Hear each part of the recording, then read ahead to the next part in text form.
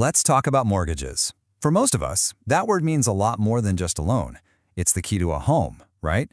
But it's also a massive commitment, maybe 15 or even 30 years, that pretty much shapes our entire financial lives. It's a journey, for sure, with a lot of twists and some very serious fine print.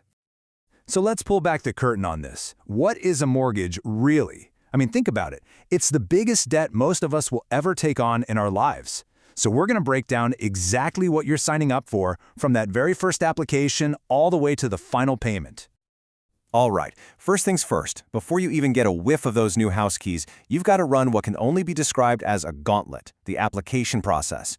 This is where the lender digs in and decides if you're a safe bet for a huge pile of money. And this is not a casual decision, you know? Lenders are following super strict federal guidelines, like the ones you see right here. They're essentially putting your entire financial life under a microscope. The main point isn't just proving you have a job, it's proving you have a long history of being financially responsible. Lenders pretty much boil that whole big picture of your finances down into 3 core steps. First, they analyze your income, obviously, to see what's coming in the door. Then they look at your liabilities, that's all the stuff you already owe money on. And finally, they crunch the numbers and review key ratios, like your debt-to-income ratio. This simple 3-step test is basically what determines your fate. And to do all that analysis, they need proof, a lot of proof. I'm talking about a mountain of paperwork. You're going to need years of W-2s, tax returns, bank statements, credit reports, and of course, the big one, the signed loan application, or URLA. This isn't just some form, it's a complete dossier on your entire financial history. Okay, so you made it through the gauntlet. You got the loan. Now, you start making payments. But that check you write every month, it covers a whole lot more than just paying back the money you borrowed. Have you ever actually looked at your mortgage statement and just wondered, where's all this money going? Come on, let's break it down. The magic acronym you got to remember here is PITI. That's PITI. P is for principal. That's the part that actually pays down your loan. The first I is for interest, which is how the lender makes their money. T is for taxes, your property taxes, which the lender often collects for you. And the final I is for insurance, your homeowner's insurance. Oh, and sometimes there's even a 5th element for homeowners association dues. But here's the thing that a lot of people don't realize. The size of those slices of the pie, they actually change over time. Early on in your loan, that interest slice is huge and the principal part is tiny.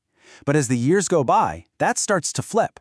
You pay less in interest and more toward the actual loan itself. And that leads us to a really important point. This is where the whole story takes a really positive turn, because a mortgage isn't just about debt. For most of us, it's the single biggest and best investment we'll ever make.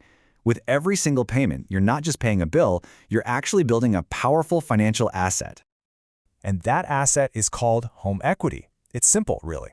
It's the difference between what your house is worth and what you still owe on it. As you pay down your loan and your home's value goes up, your equity builds. Think of it like a forced savings account. Every dollar of principal you pay is a dollar you're putting away for yourself, right into the walls of your home. It can become a serious financial resource later on. So how do you get at that money? Well, there are 2 main ways to crack open that piggy bank. A home equity loan gives you one big lump sum payment. It's got a fixed interest rate, so your payments are nice and predictable. Then you've got a HELOC, a home equity line of credit. That's more like a credit card for your house. You can draw from it as you need it, but the interest rate is usually variable, so your payments can go up and down. But, and this is a big but, with all that financial power comes some really significant responsibility. Because let's not forget, the house itself is the collateral for this whole deal, and that has some serious implications if you can't hold up your end of the bargain. This is the big what if, isn't it? It's the question every single homeowner hopes they never, ever have to face. But understanding the answer is a critical part of understanding what a mortgage truly is. If you default on your loan, meaning you stop making payments, the lender can start a process called foreclosure. It's the legal mechanism that allows them to take ownership of your property so they can get their money back. Your home is the ultimate safety net for them. And you know, losing your home isn't even the end of the financial fallout. A foreclosure can have absolutely major tax implications. With something called recourse debt, the IRS can treat it as a sale, so you could have a taxable gain, plus the part of the debt that was forgiven might get taxed as income.